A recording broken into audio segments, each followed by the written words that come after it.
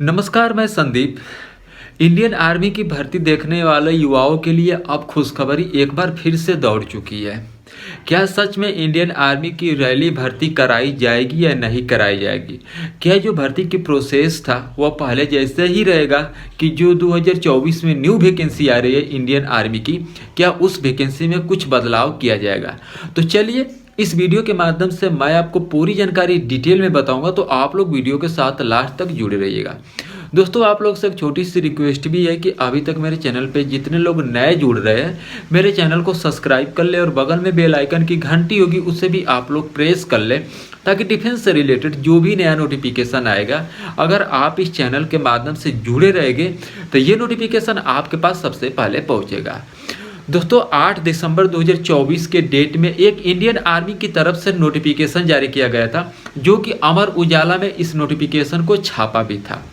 सबसे पहले वहां पे नोटिफिकेशन में यही बताया गया था कि जो 2024 में इंडियन आर्मी की भर्ती आएगी, उस भर्ती में बदलाव किया जाएगा। बहुत से लोगों के मन में विचार चल रहा था कि क्या जो पहले प्रोसेस थी इंडियन आर्मी की रैली भर्ती में कितनों भी लड़के जाओ, अगर जो कैंडिडेट दौड़ निकाल लेता था उनको उम्मीद हो जाती थी कि मैं इंडियन आर्मी में अब भर्ती हो पाऊंगा। दोबारा 10th पास करके भी पहले इंडियन आर्मी की भर्ती देख रहे थे, लेकिन जब से अग्निपथ योजना लागू की गई तो दोबारा 10th पास करने वालों युवाओं के लिए बहुत बड़ा झटका लगा। यानी कि डॉक्यूमेंट वेरिफिकेशन के समय उनको रिजेक्ट कर दे रहे थे। सब कुछ करने के बावजूद भी जब उनका डॉक्यूमेंट वेरिफिकेशन हो रहा था तो डॉक्यूमेंट वेरिफिकेशन के समय लड़कों को पकड़ लिया जा रहा था, जो कि ट्रेनिंग से पहले भी एक बार डॉक्यूमेंट वेरिफिकेशन कराया जा रहा था। उस समय भी लड़कों को घर वापस के लिए वहाँ से भेजा जा रहा था। इसी बात को देखते हुए जो कर्नल से ऊपर पद वाले जो अधिकारी है, सभी की बैठक हो रही है। बैठक में क्या क्या बातें चलेगी, क्या क्या निर्णय चलेगा, मेरे को जैसे ही जानकारी मिलेगी मैं आपको पूरी जानकारी बताने का प्रयास करूंगा।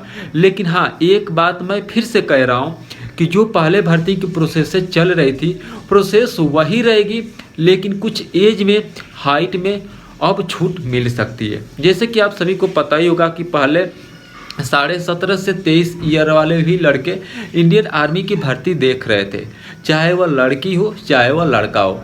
लेकिन अग्निपथ योजना से रिलेटेड 17.5 से 23 ईयर कर दी गई, लेकिन फिर उसके बाद जीडी और टेक्निकल ट्रेडमैन वालों के लिए 1 ईयर की एज वहाँ पे कम कर दी गई।